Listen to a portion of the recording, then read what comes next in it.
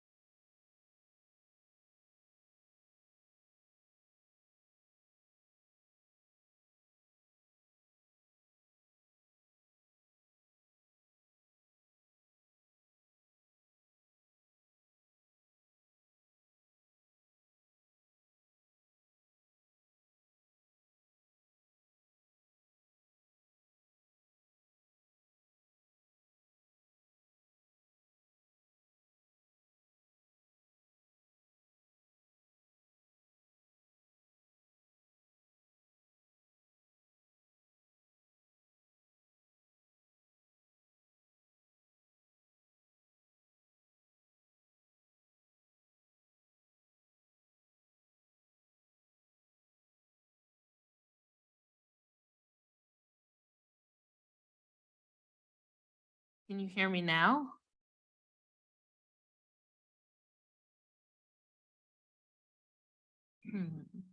Yes. It just might be if you step in front that you may, they may not be able to do. I'm not sure where the microphone It's is. fixed. Okay. So I think it's down. Okay. Lots of enthusiastic yeses. So if you step away from that, you know, I can. All right. Does this still work? Do I turn the other one off, Silke? Should I turn this off? No, leave it. I don't know. I don't know. maybe able to turn it on. The light. Good problem solving.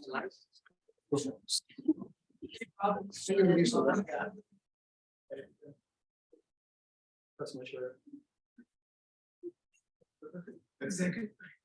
All right. Thank you for letting me know. Let me know if there's any further issues. And I can always, You can monitor it. yeah, thank you. I can always move back there, although, you know, I kind of get antsy. Anyway, so what I've been talking about is aspects of EGFR signaling that are well understood. So, for example, it has been known for decades that EGF, maybe a decade and a half, that binding of the most well-studied ligand, epidermal growth factor, induces dimerization. But, oh gosh, now we lost the advancer with the.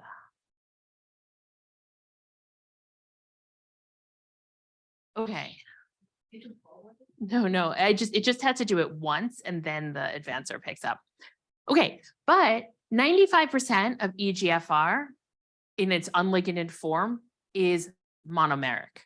So what that tells us is ligands bind predominantly to monomeric EGFR. So if we want to follow this signaling pathway, we need to think about monomeric EGFR to understand how signaling begins.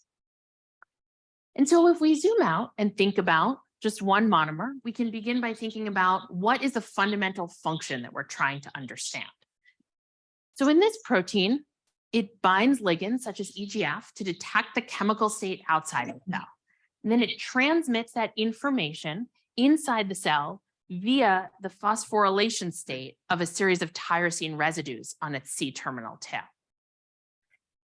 And so if we want to understand the signaling process, what we need to do is to be able to identify the transmembrane conformational changes of EGFR.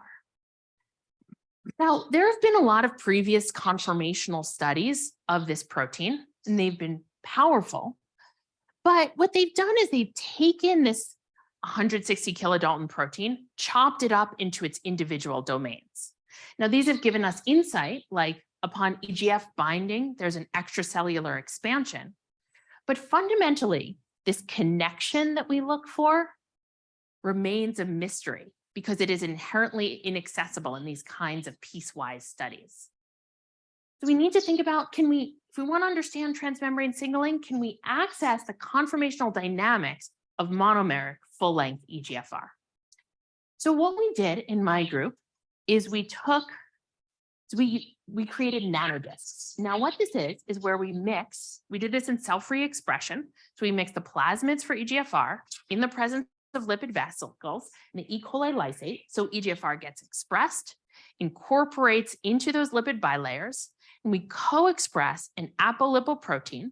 So the whole thing self-assembles into this nanodisk structure that you see right here.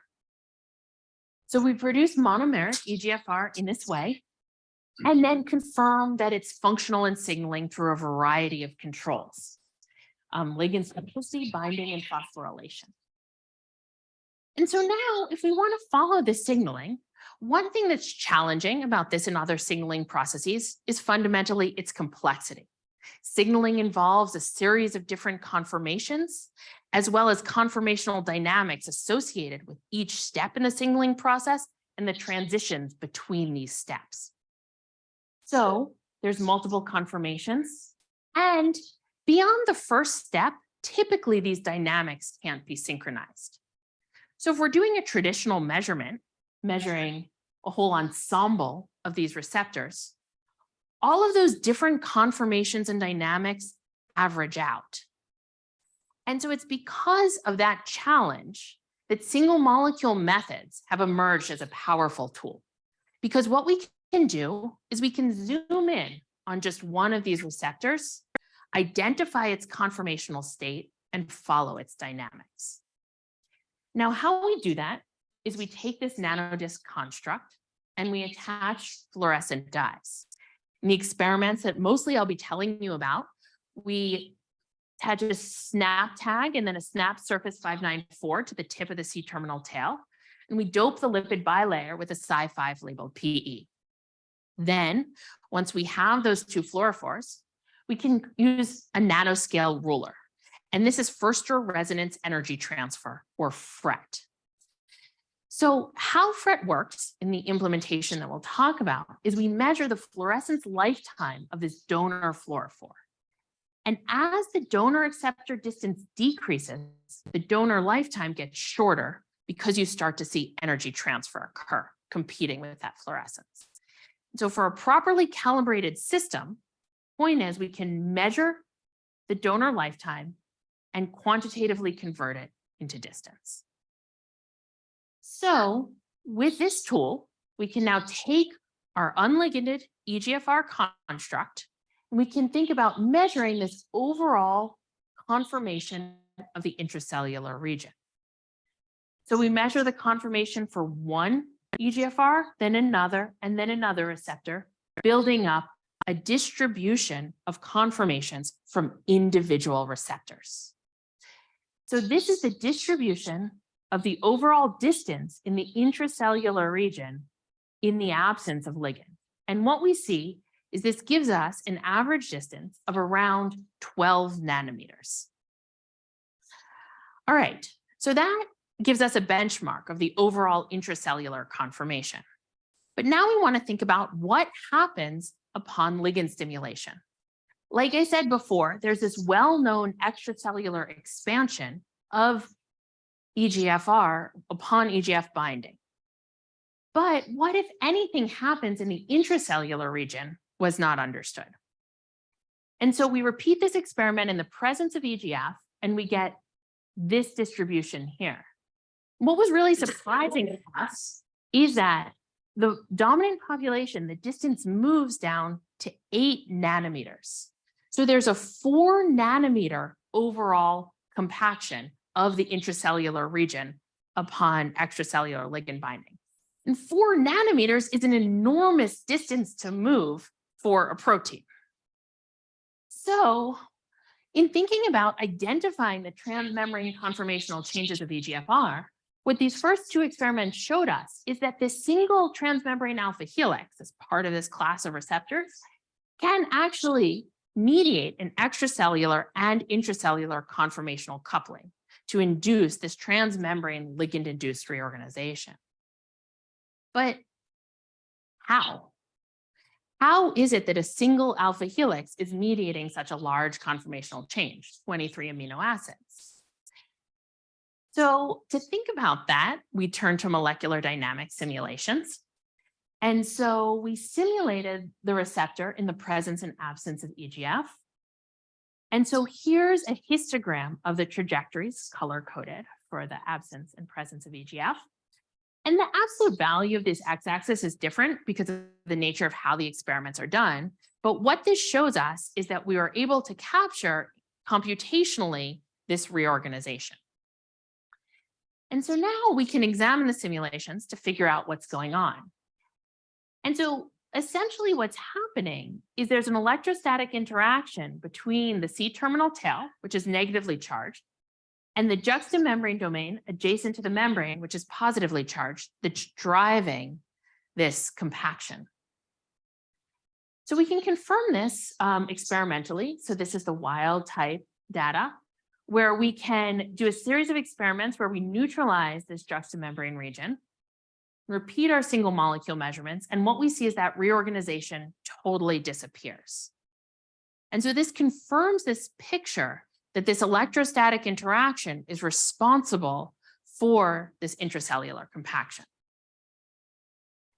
And so with this picture, we can now, with this picture tested through the experiment, we can now go back to the simulation and think a little bit more about how that single alpha helix is transmitting this signal. And so we can think about what's happening in the presence and absence of EGF.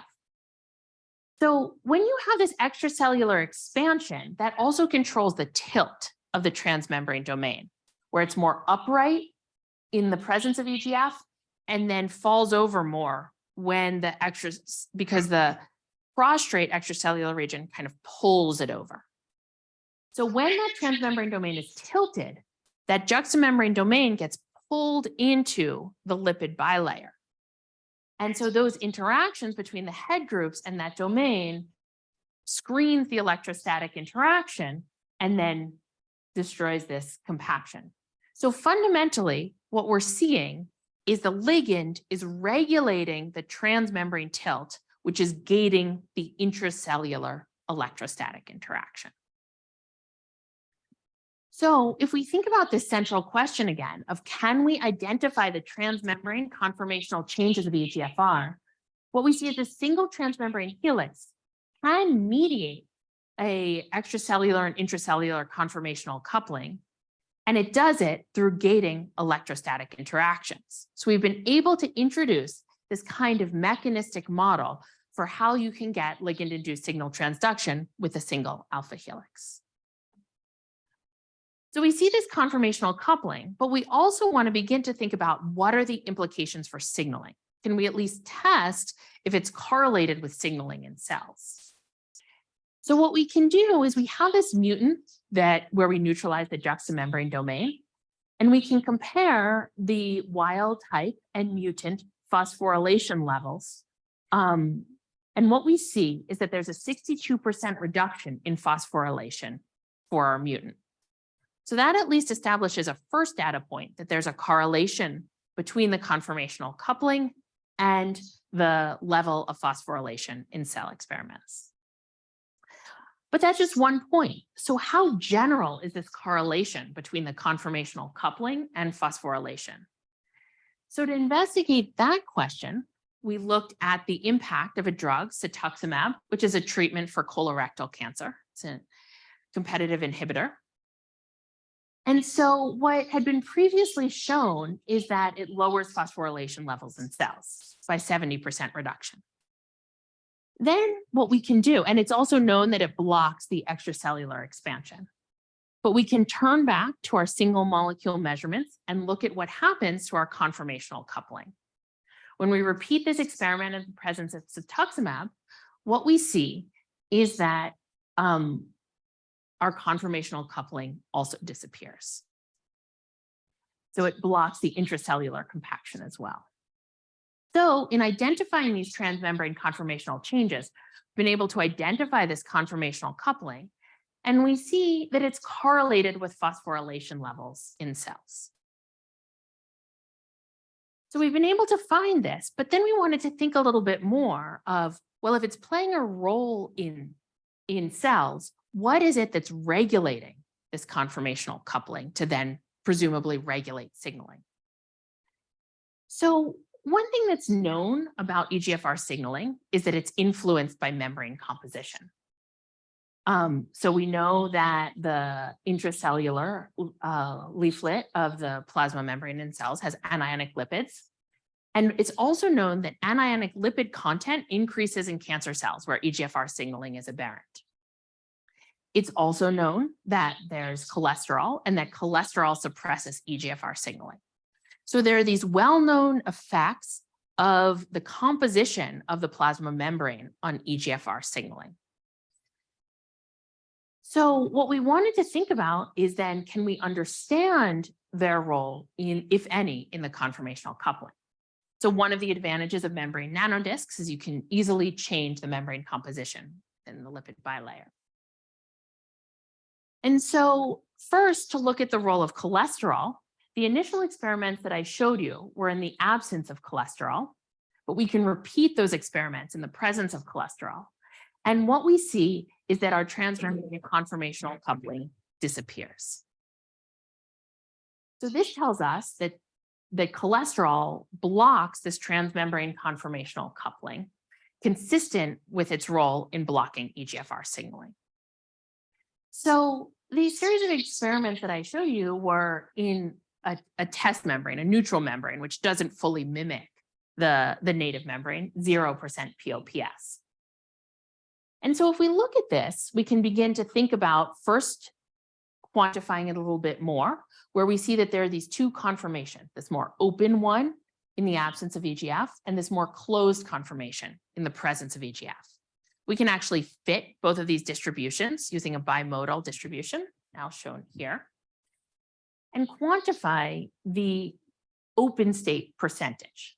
So where we see we're almost entirely in the open state in the absence of EGF and mostly in the closed state in the presence of EGF.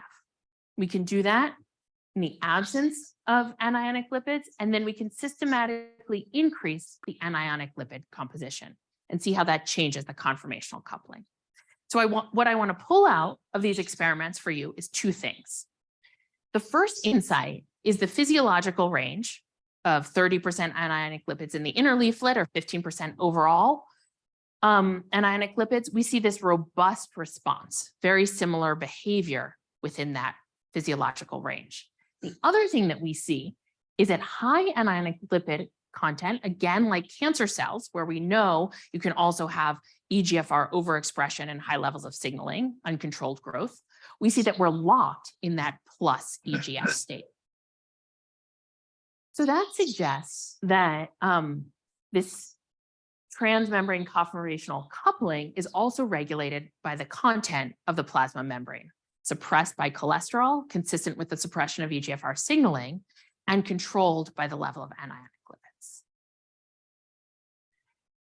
So that tells us about its role in conformational coupling, but can we think a little bit more about how these conformations may be playing a role in signaling?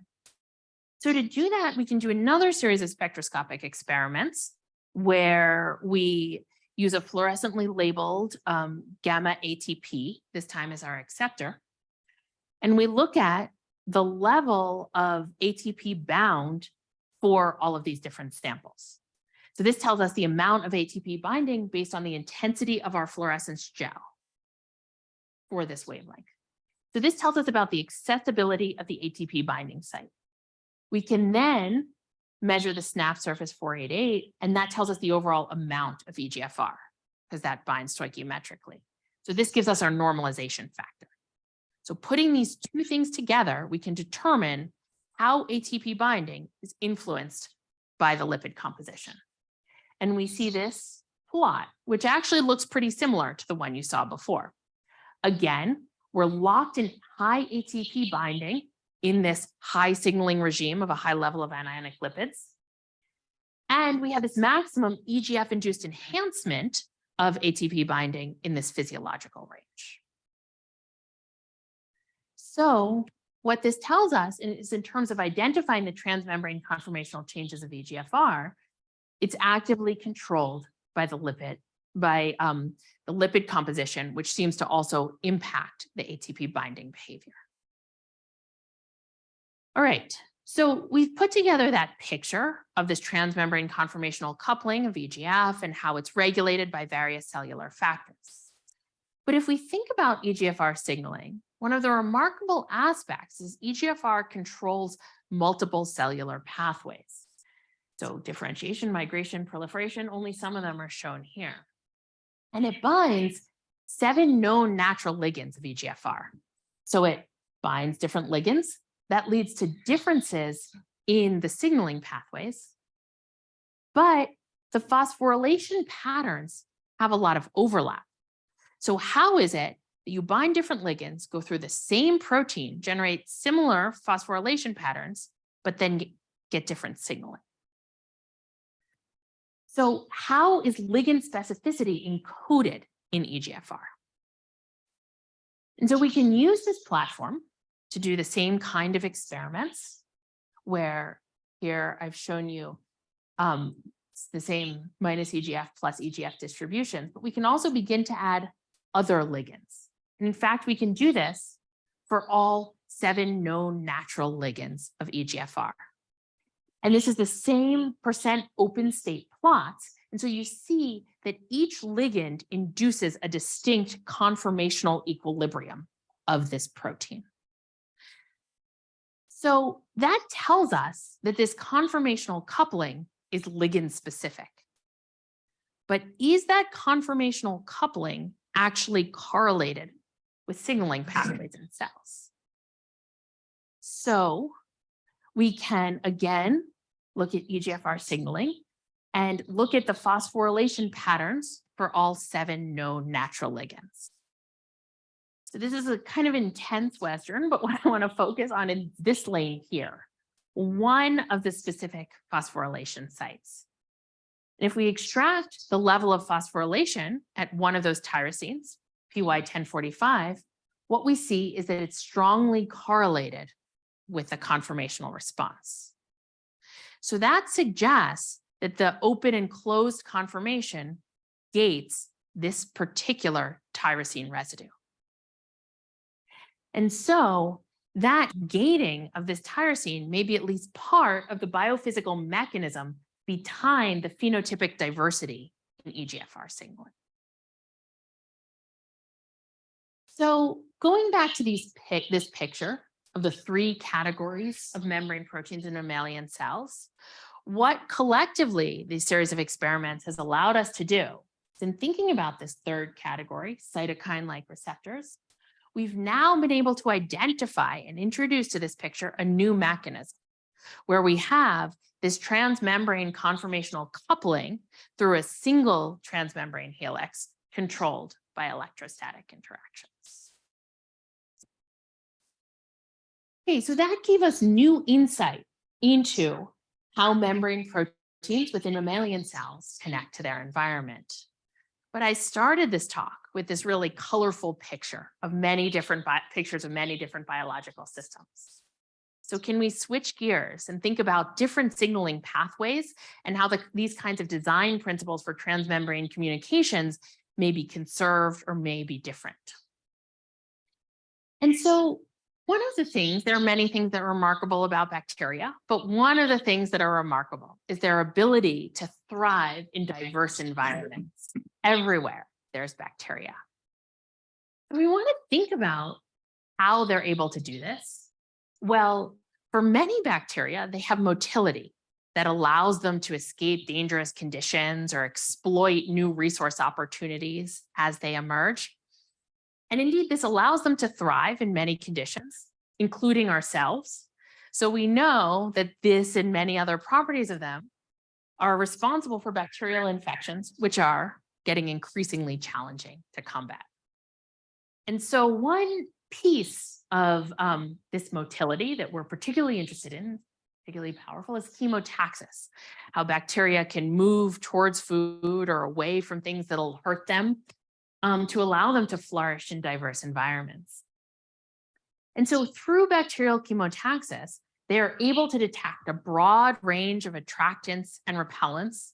And unlike the type of signaling that we see in mammalian cells, do this over 5 orders of magnitude, in some cases, of chemical concentration.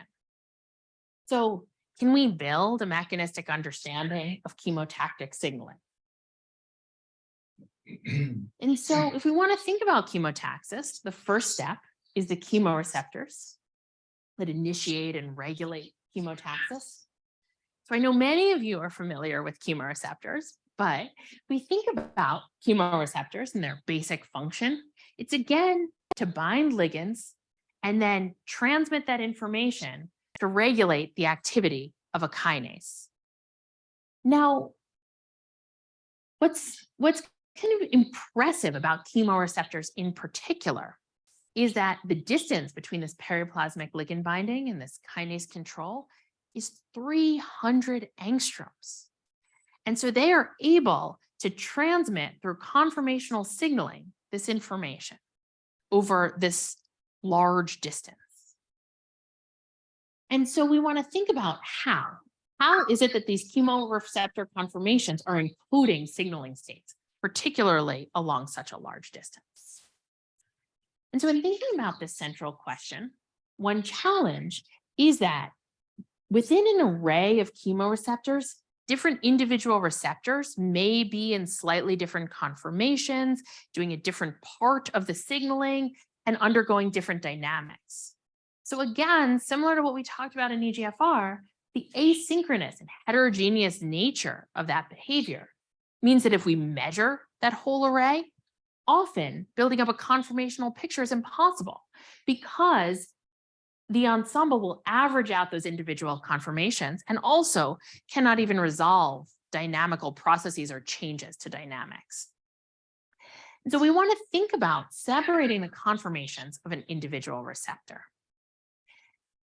And so how we do that is we first isolate individual receptors or dimers of receptors, again, using the nanodisk platform, where we take the aspartate receptor TAR from E. coli in its dimeric form and insert it into a nanodisk containing a mixture of E. coli lipids, and then stabilize that whole nanodisk structure with a belting protein.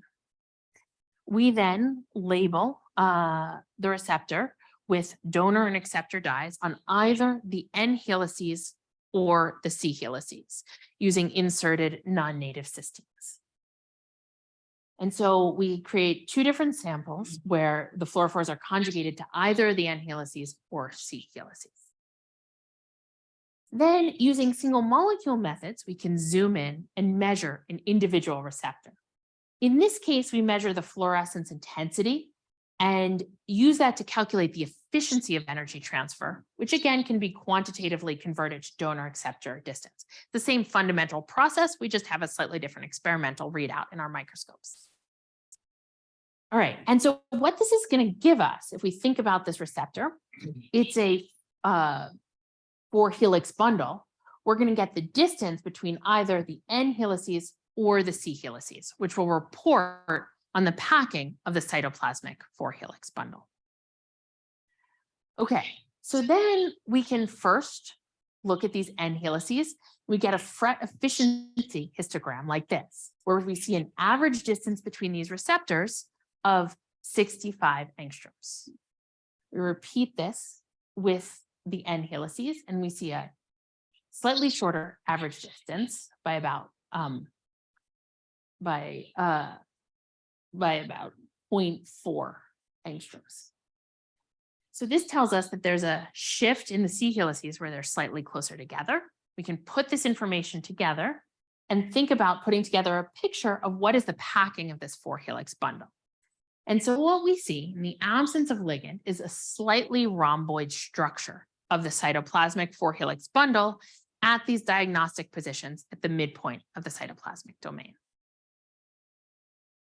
And so we went to great lengths to measure this distribution. So we don't just care about the average, but we can think about what is the conformational ensemble that we're measuring within our single molecule measurements.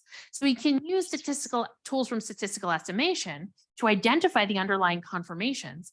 And we see that there are 2 conformations, now illustrated with these 2 peaks here, within each of these distributions. And so we have this conformational equilibrium between a slightly more packed and a slightly more expanded state for each one of these protomers. We then can add aspartate and repeat the experiment. And what we see here is a change to both helices, where the C helices move closer together and the N helices expanded even further. So what this is telling us is we're going from a modestly rhomboid to a more extended rhomboid structure upon the addition of aspartate. And so we can do the same kind of decomposition and see that we're still in a conformational equilibrium, but how this change happened is a redistribution between our two conformations. Okay, so this is the picture we were put together, and we also that we have a 2 conformational equilibrium within the cytoplasmic 4-helix bundle. Ligand binding redistributes the equilibrium, increasing the rhomboid structure. We also saw through some other analysis that there are enhanced dynamics of the N helices in particular, suggesting that these N helices expand and become more flexible and open, potentially to allow some binding sites, for example, for modification, to become more accessible within that region. So we now have this picture of the conformations of the cytoplasmic domain under these 2 conditions. But if we think about chemoreceptors, motivated, one of the amazing things is being the sensitivity over 5 orders of magnitude of ligand concentration.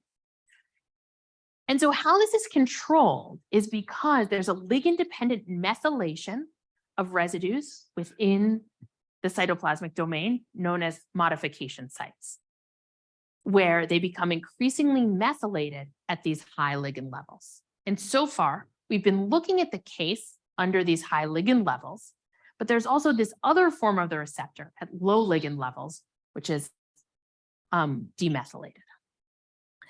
And so if we want to think about the different chemoreceptor conformations and how they encode signaling state, it means we need to understand the role of ligand and methylation in encoding signaling state. Indeed, this is known as the kinase on state, and all these 3 states are grouped as the kinase off states based on how they regulate kinase activity. And so now we can think about, well, these 3 have been grouped together, but they do have different ligand binding and methylation levels. So are they actually the same? Or what are the differences amongst these 3 signaling states? And also, can we get a better understanding of how the ligand-induced conformational response changes with methylation? So we put together this picture for these 4Q receptors. And now we want to think about, can we build a similar picture for the 4E receptors? And so we repeat these single molecule experiments. And what we see is that in the absence of ligand, we have a modestly rhomboid structure, very similar to the one that we saw in the 4Q receptors. But but I will say the conformational equilibrium that we saw is actually slightly different, where the C helices have a similar 2-state conformational equilibrium, but the N helices seems to just be more flexible in 1 state. All right, then we can add aspartate and see what's the difference in the conformational response. And so here are these histograms of the distributions. And what we saw is actually the reverse, where instead of getting an enhancement to the rhomboid structure, we now see an overall expansion of both helices in the presence of aspartate.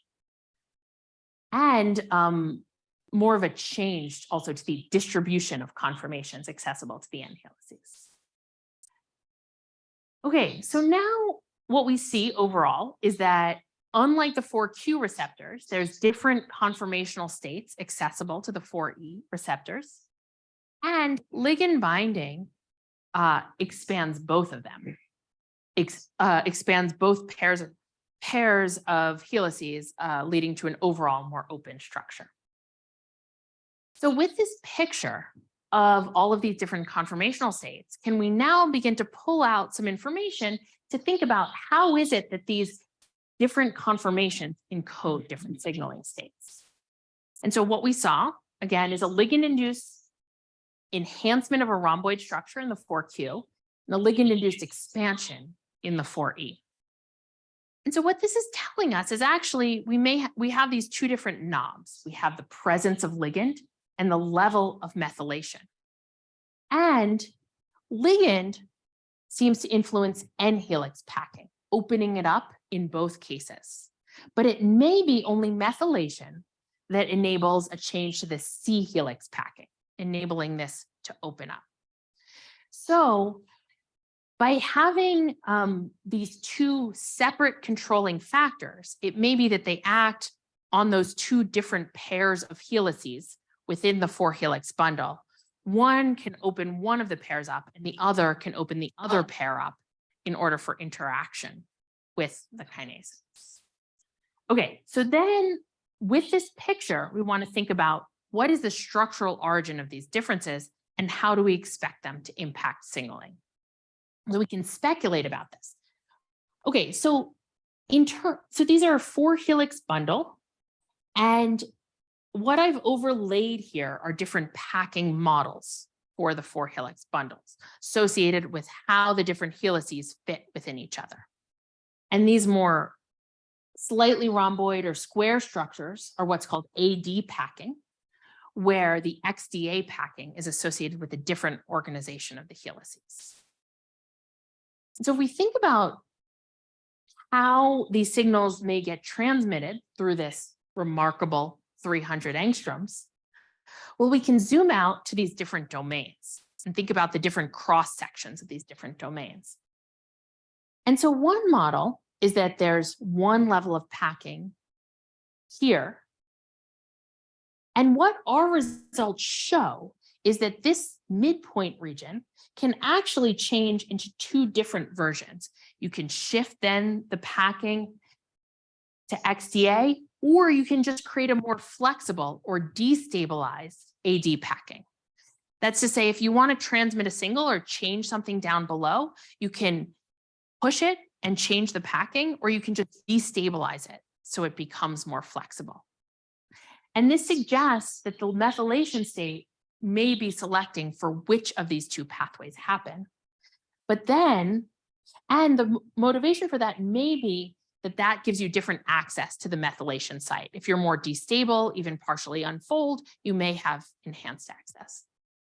And then both of these things can then shift back to this packing, or this destabilized can also allow that methylation to happen, similar to how you see in the reverse.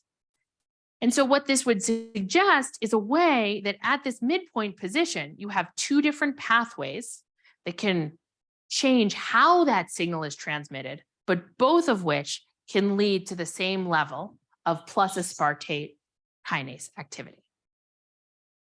All right, so that suggests that this differential packing, these two packing geometries accessible within this region of the cytoplasmic domain, may be how the receptor is designed to have those two knobs to turn. Okay, so what we've been able to do here is put together this picture of these distinct ligand and modification-induced conformational mechanisms for controlling signaling. And think about this as a different mechanism by which, you have signal transduction within bacteria, as a adding to this picture of what I originally presented about signal transduction in mammalian cells, giving us a second design principle for thinking about the multiple ways by which membrane proteins function to connect cellular and subcellular compartments to their surroundings.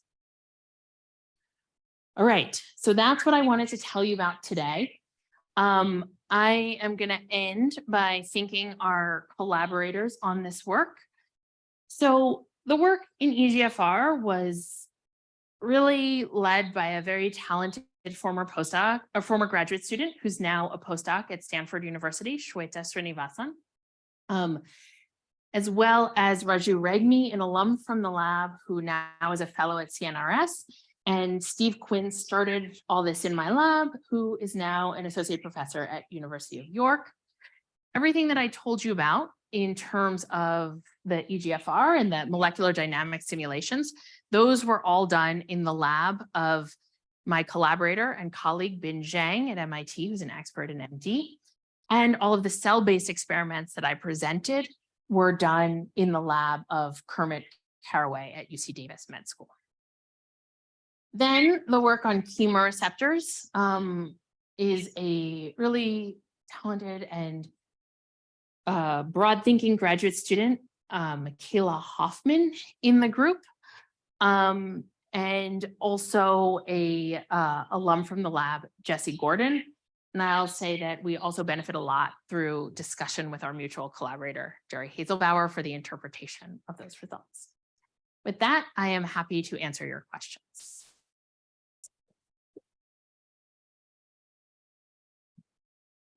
Nice talk, Gabriela. So I have a question. So in the first half of your talk, you mentioned that EGFR receptors, right? Have two different conformations depending on interaction with EGF, and when you are cholesterol, it looks like mimics in the protein, the free state. So that correlates with the abundance of cholesterol at carrier day where EGFR must internalize and no longer active. Is that a sort of correlation?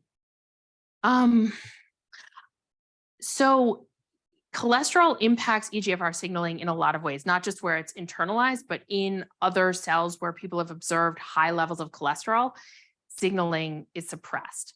And also, I mean, this gets to some controversial areas, but when you need signaling through EGFR, the ligands are other membrane proteins. And so there's cleavage, they're the extracellular domains of other membrane proteins. So there's cleavage of the extracellular domains, and that's thought to activate this actin, intracellular actin network that sequesters the cholesterol before you have EGFR signaling, whether it's in lipid rafts or whatever. I'm not going to comment on, but it's basically whether or not that cholesterol sequestration has taken place. There are some experiments that show that that impacts the level of EGFR It's signaling. all about membrane fluid here, guys. Yeah, so we did some MD, we looked at actually the MD results where cholesterol rigidifies the membrane. And so you probably can't tilt and untilt the helix in that rigid.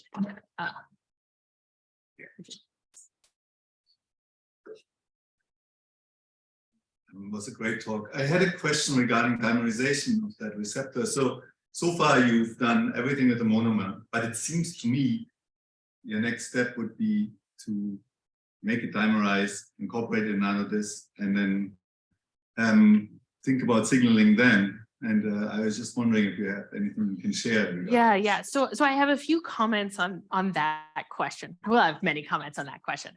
But what I'll say is we also had a series of experiments that where we do FCS measurements in cells.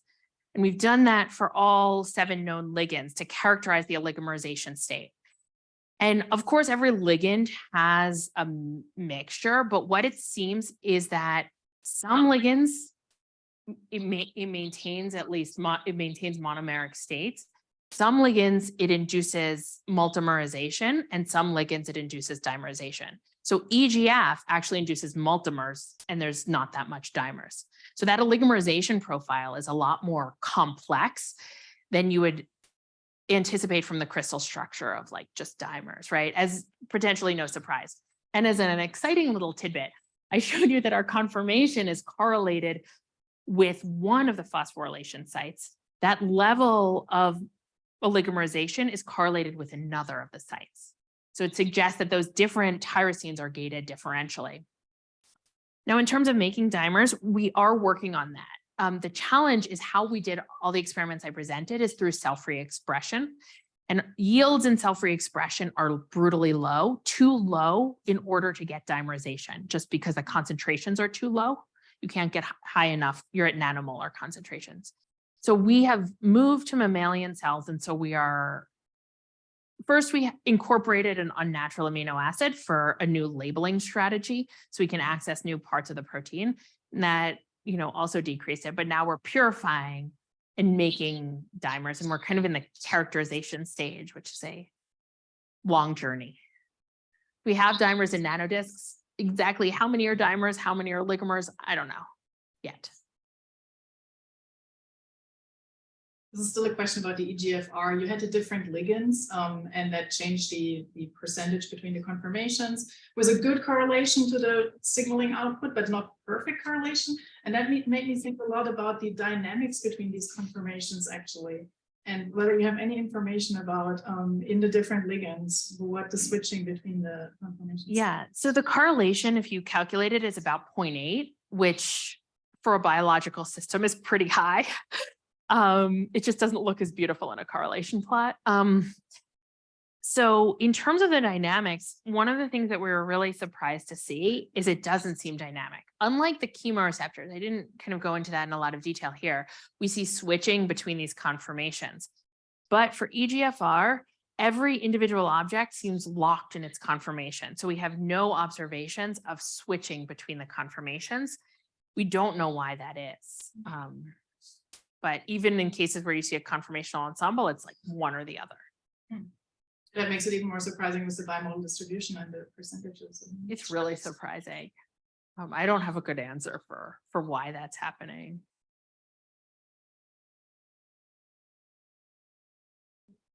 Beautiful talk.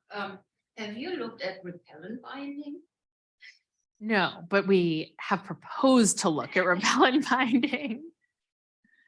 Yeah, so we were, doing this 4Q versus 4E, and then we've added some diagnostic positions because one question we also get from the chemoreceptor community, okay, you look at this one point, but what about other points? And then we want to look at repellents with all those positions as one like large parallelized approach, because looking at different ligands is a lot faster than changing the labeling site because those are different mutants. Anybody in Zoom? Yes, While she's looking, I just had a question regarding, you have 7 ligands, right? And you plotted the response and they look different. I just wondered, how do you do this under saturating conditions? You assume that every ligand has different affinity, right? We do it under saturating conditions. And it is true, every ligand has different affinity. And in particular, there's a group that's high affinity and a group that's low affinity. And we didn't see any correlation between the conformations and the affinity level, but we saw a correlation between the sensitivity to anionic lipids and the ligand affinity for a reason that I have no idea. Like, why are different high and low affinities more or less sensitive to anionic lipids? Electrostatics. And everything is electrostatics, right? No. Every ligand is a little bit. That was a great talk. Thanks, Gabriela. I have a sort of, since we have a little time, I guess, broad question, thinking about how the membrane composition is affecting the receptor or the conformation and then the signaling. Can a given cell type change its lipid composition, or does a given cell change its lipid composition to regulate processes, or is it just given cell types have a given lipid composition and that's it? Yeah, to my knowledge, there can be changes in the lipid composition, but exactly how those changes are correlated with EGFR signaling, again, to my knowledge, has not been investigated. So we tried to look a little bit for that, and essentially all we saw is this anionic lipid cancer correlation. And along those lines, are particular signaling lipids involved with this as well? Yeah, we kind of, given the electrostatic role, we kind of tried the like neutral and electrostatics. In general, we found that we've changed out for some different neutral and some different, just a little bit, and some different anionic. And we haven't found any real dependence, although we haven't done an exhaustive thing just because of the limited throughput. But it seemed to be based on charge, but there could certainly be other effects. Yeah. There is a question on the technical execution of the experiments on Zoom. I don't fully understand it. It's you can.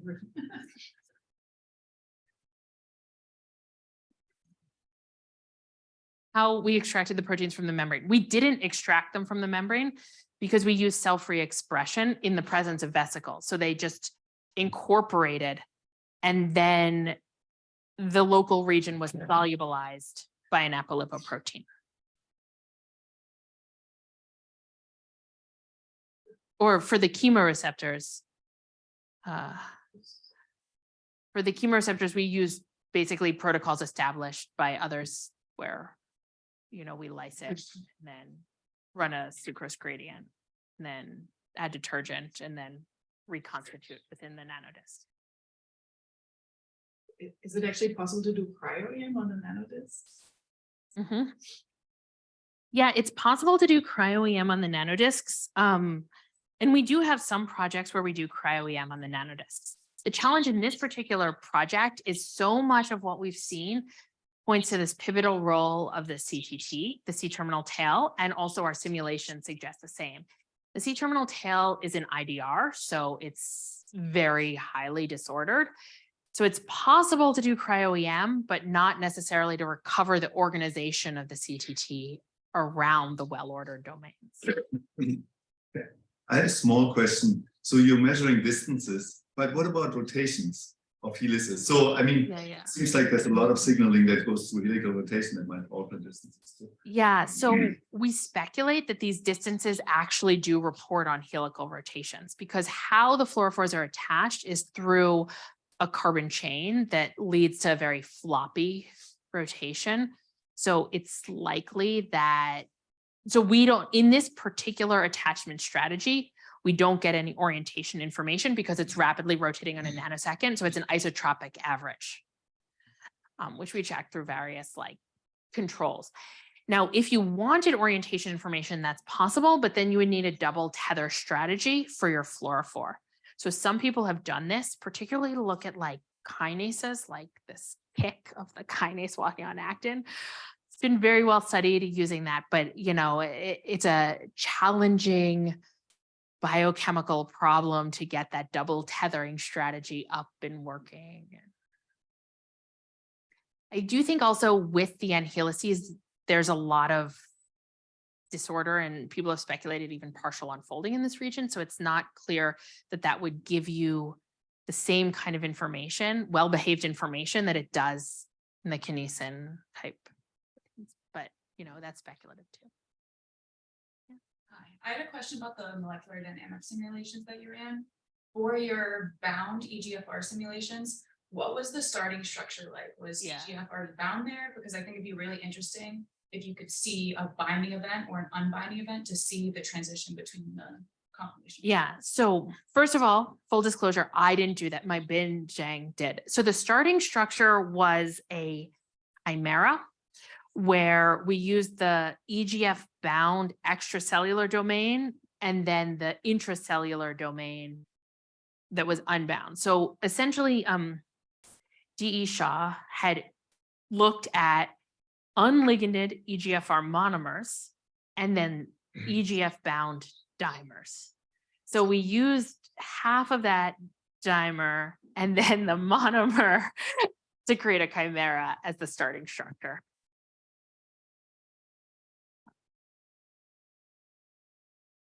I think the binding and unbinding event could also be interesting in seeing if you can follow it. We don't have the right experimental benchmarks for it. So there's no unbinding. Once it's bound, there has to be separate proteins come in. But to follow that, and there's the potential one day to label that protein and add an orthogonal detection channel. So you look at the binding, you monitor the intracellular domain, you see how long it takes or what happens, or has some spectroscopic development first.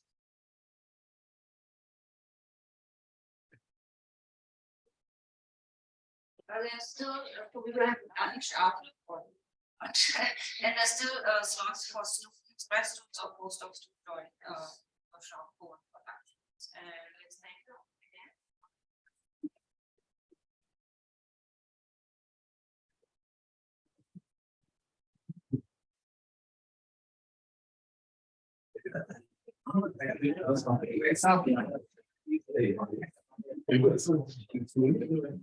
Thank you.